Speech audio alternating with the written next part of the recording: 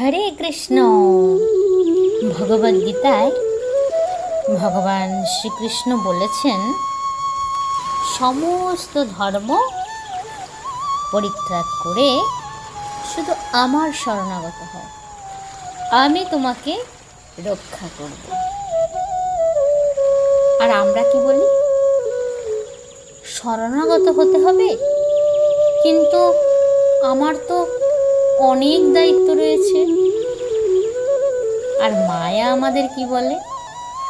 সেটি কখনোই করো না, তাহলে তো তুমি আমার কবল থেকে একেবারে মুক্ত হয়ে যাবে।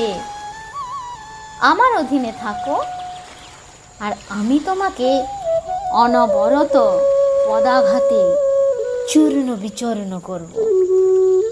তাহলে কোনটা ঠিক? মায়ার অধীনে থাকা, যাতে অনবরত চূর্ণ বিচূর্ণ হতে পারি, নাকি ভগবান বলেছেন আমার শরণাগত হও, আমি তোমাকে রক্ষা করব? আপনারাই বিবেচনা করুন। হরে কৃষ্ণ।